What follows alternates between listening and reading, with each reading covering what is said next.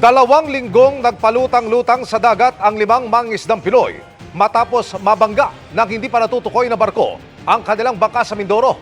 Nakauwi na sila pero 3 pang kasama ang nawawala. Nakatutok si Chino Gaston.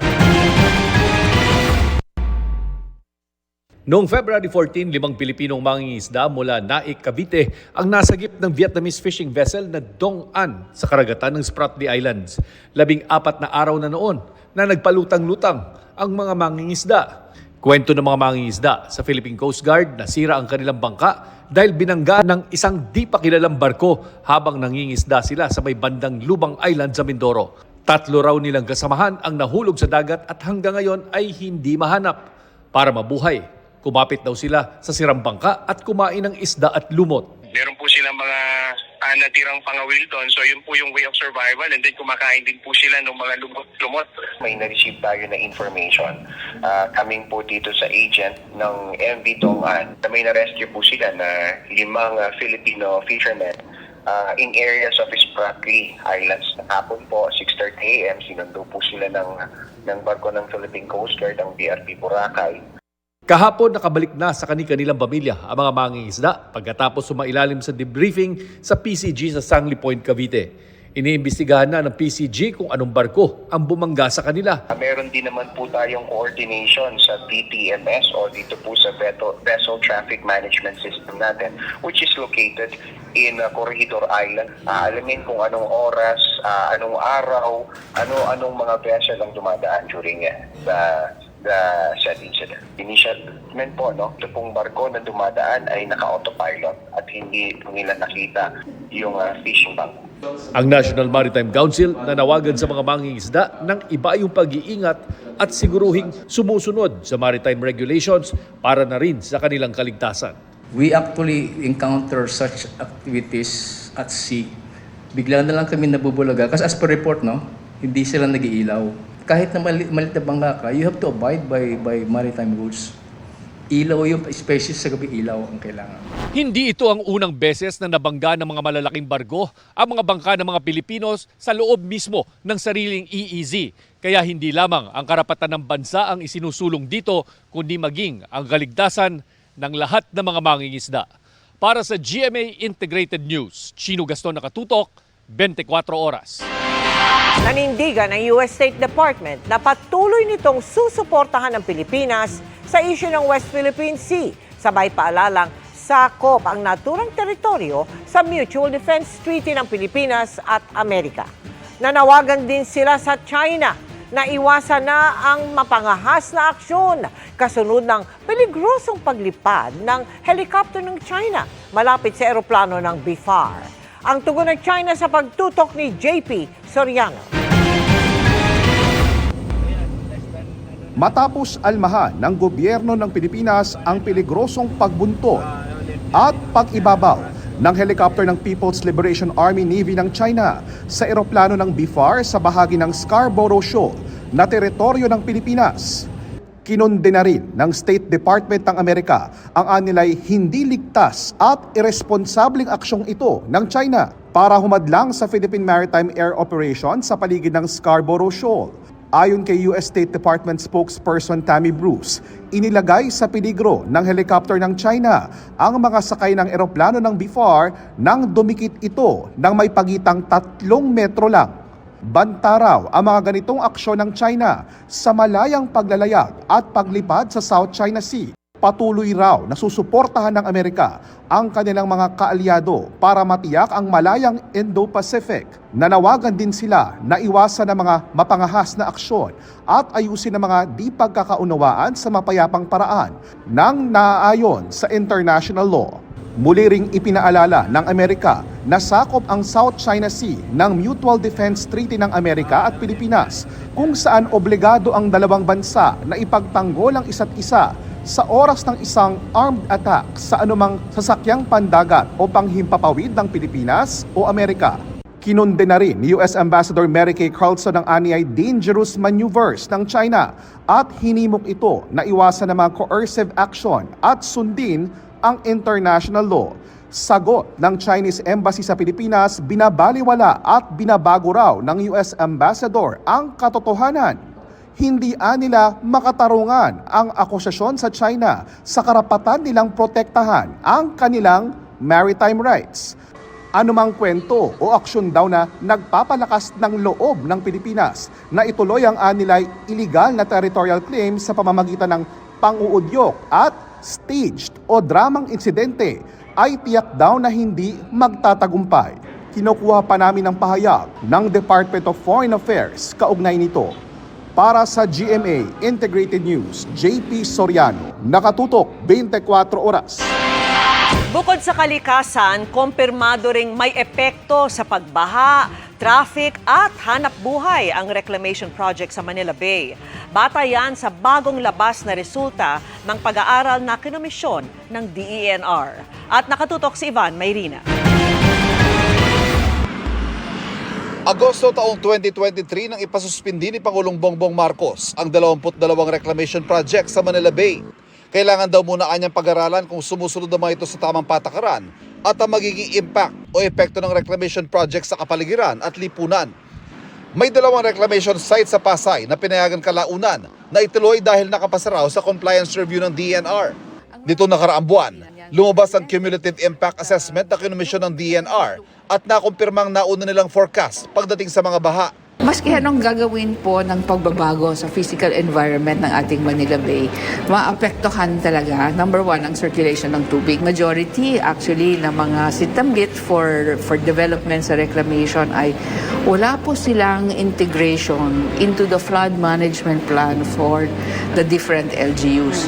We cannot move forward kung alam po natin na masastak po yung tubig paglabas o paglagos from our rivers and from inland dito sa harap ng Manila Bay. May ilan pang hinahanap ang DENR sa mga reclamation project na kailangan masagot sakaling mapayagan. Isa po is ang traffic management, no? Kasi palabas, papasok, saan po sila kukonekta? No? That's another one. The other one po is saan po kukuha ng tubig ang mga ito? Saan po kukuha ng kuryente? Paano yung solid waste management plans po? Pinakahuling lumabas ang resulta ng report kaugnay sa fisheries o pangisdaan. Maring ipinoprotesta ng mga apektadong mangingisda ang mga reclamation project na lubhang nakaapekto sa kanilang huli. May mga madi-displace po at kailangan po may sagot rin ang mga developer at mga LGU na partner nila kung paano nila talaga pangangalagaan ang kapakanan ng mga communities. Aminado ang DENR na malaking hamon para sa kanila ang utos sa Korte Suprema na ibalik ang kalidad ng tubig sa Manila Bay sa swimming at recreation quality. Para sa GMA Integrated News, Ivan Mayrina, nakatutok 24 oras. Wala pa man ang impeachment trial laban kay Vice President Sara Duterte, may pagtatalo na tungkol sa 1-year ban sa mga impeachment proceeding. May argumento ang impeachment prosecutors at defense team ng bise. Nakatutok si Tina Panganiban Perez. Hindi pa man nagtatapat sa mismong impeachment trial, may banggaan na ng argumento ang defense team ni Vice President Sara Duterte at kanyang mga magiging taga-usig mula sa Kamara. Ang issue, nilabag ba ng Kamara ang probisyon sa saligang batas na isang impeachment proceeding lamang ang maaaring simulan laban sa isang opisyal sa loob ng 1 taon. Ito ang isang basehan kung bakit pinatitigil ni Duterte ang kanyang impeachment trial sa Senado. May nauna na raw kasing 3 reklamo laban sa bise ayon sa mga abogado nito. The actions taken by the House of Representatives in respect of the 3 prior impeachment complaints before it decided to finally transmit what it purports to be a verified resolutions is something that is not permitted by the Constitution, particularly that 1-year bar rule. Pero sabi ng ilang impeachment prosecutor, hindi nagsisimula ang pagbilang ng 1 taon sa paghahain pa lamang ng reklamo. Ang 1-year ban daw ay nagsisimula kapag initiated na ang impeachment complaint.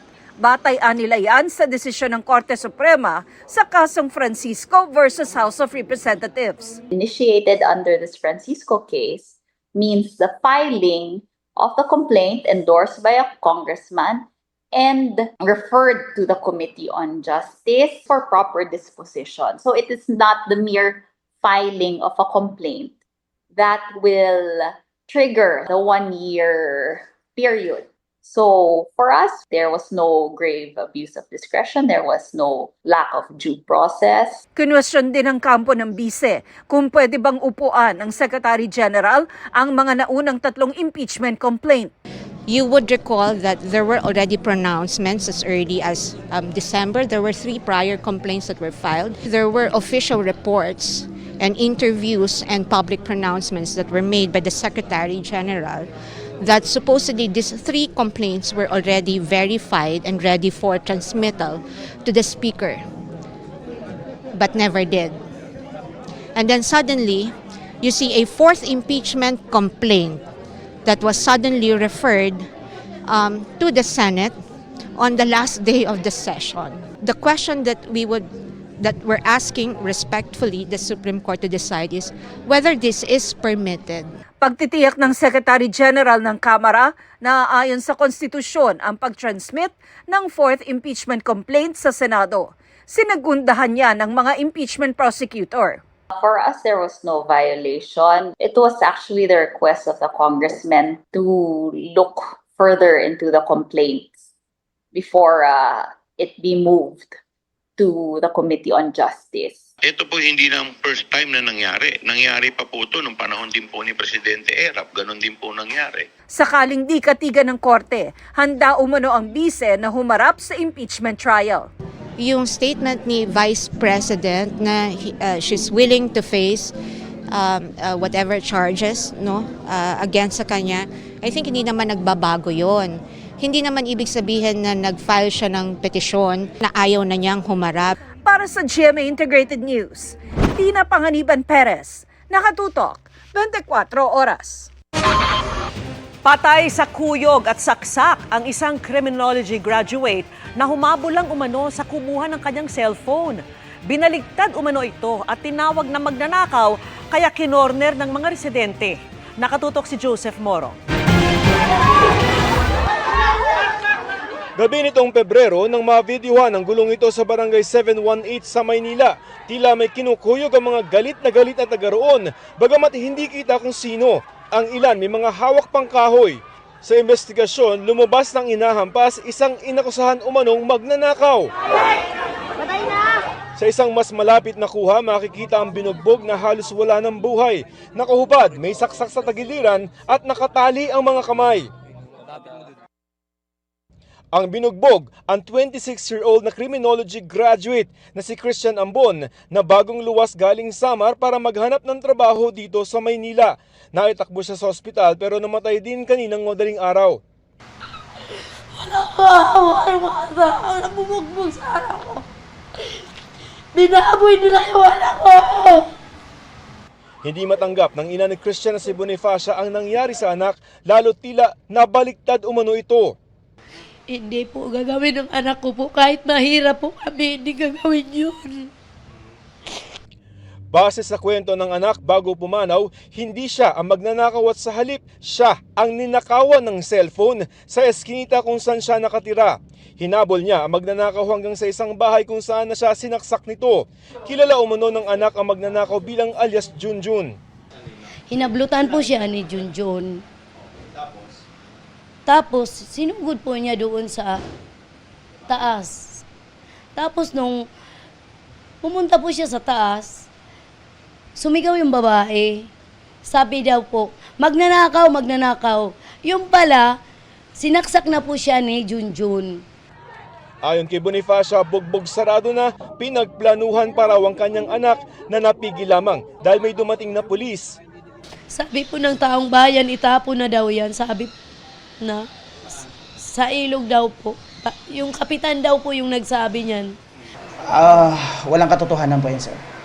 Iba rin ang kwento ng barangay. Wala umano silang kilalang umano'y Junjun.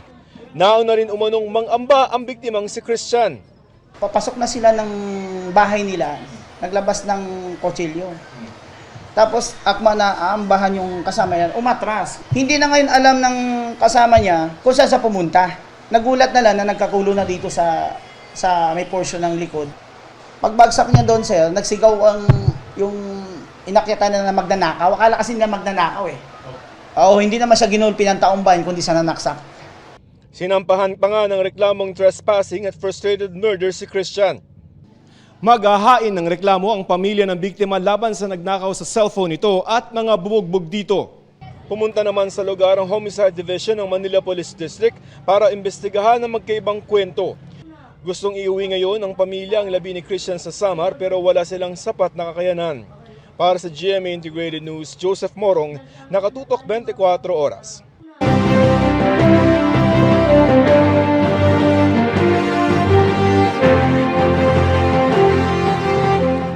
Iniutos ng COMELEC ang pagpaparehistro sa kanila ng mga grupo o kandidato na gustong magsapubliko ng kanilang mga election survey. Nakatutok si Sandra Aguinaldo. Tuwing panahon ng eleksyon, may mga inilalabas na resulta ng mga survey na nagpapakita raw ng pulso ng publiko kung sino ang mga kandidatong gusto nilang iboto. Pero ayon sa Commission on Elections, maaari rin itong magamit para maimpluwensyahan ang mga botante. Kaya sa COMELEC Resolution 11117, nilatag nito ang karagdagang alituntunin para raw mas babantayan ang mga survey at yung mga nasa likod nito. Talagang yun ang purpose, to influence voters, which is allowed para ka rin nangangampanya. Kaya lang, kung yung radyo, dyaryo, TV, at saka social media nga ngayon, to a certain extent, nare-regulate natin, bakit hindi ang survey? Di ba ang purpose nga daw ng survey is to influence the voters? So dapat ma-regulate din namin. May nauna ng resolusyon ng COMELEC para sa pagbibigay alam sa komisyon kung sino ang nagpagawa at nagbayad ng survey. Kung kandidato ang nagpagawa, kailangan niya ito ideklara sa kanyang SOSE o Statement of Contributions and Expenditures.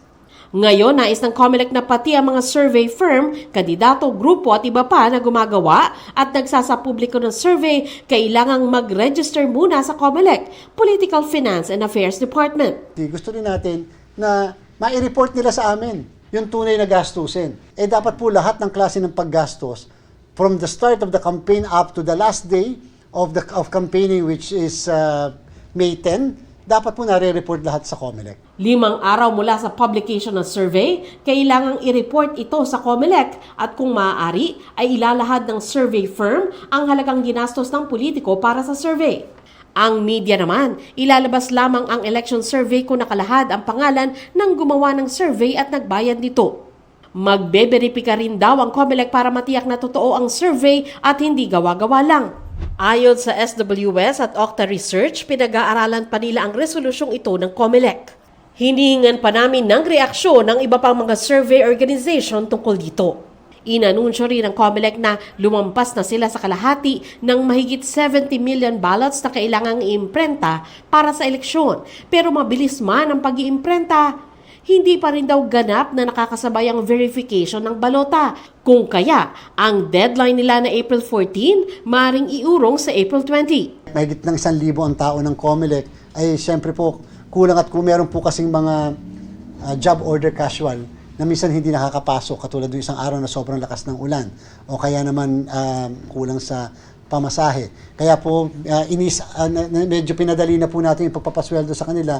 Nagkakaroon na po tayo ng cash advance. Pero huwag daw mag-alala dahil hindi maapektuhan ang paghahatid ng balota at iba pang kagamitan sa iba't ibang sulok ng bansa bago mag-eleksyon. Yung pong April 20, kung sakali ang bine-verify na namin doon, NCR. Yung mga nauna, pwede na po namin i-deploy ng as early as first week of April. Basta po yung mga malalayo inuna namin, ito po yung inuuna rin natin sa verification, inuuna rin sa packing, at later on, uunahin din po natin sa shipping. Para sa GMA Integrated News, Sandra Aguinaldo, nakatutok 24 oras. Tuloy-tuloy ang malakas na ihip ng amihan kaya muling nakapagtala ng mabababang temperatura sa ilang bahagi ng Luzon. Naitala ng Pag-asa kaninang umaga ang 14.4 degrees Celsius sa BSU La Trinidad, Benguet. Hindi gaanong nalalayo rito ang 15 degrees Celsius sa kalapit na Baguio City, 19.1 degrees Celsius sa Tanay Rizal at 19.5 degrees Celsius naman sa Kasiguran, Aurora at Itbayat, Batanes. Bukod sa amihan, nandiyan din ang umiiral na easterlies. Ang banggaan o salubungan ng malamig na amihan at mainit na easterlies dahilan pa rin ng pagkakabuo ng shear line. Dahil diyan, Uulanin pa rin ang malaking bahagi ng bansa base sa datos ng Metro Weather.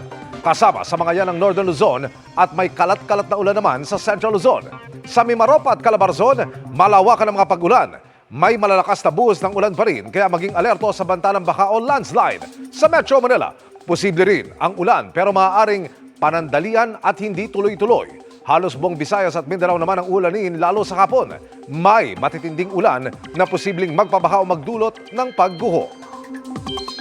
Arestado ang mahigit 20 miyembro ng isang grupo na nagkandado ng mga negosyong hindi umano nagbabayad ng buwis sa kanila. Pakilala ng grupo, sila ang bagong gobyerno at pagmamay-ari umano nila ang buong Pilipinas. Nakatutok si June Veneracion. Sino ang hindi kakabahan sa ganitong tagpo? Armado ng itak at samurai, nilusob ng mga miyembro ng Federal Tribal Government of the Philippines o FTGP ang ilang establishmento sa Surigao City noong January 24.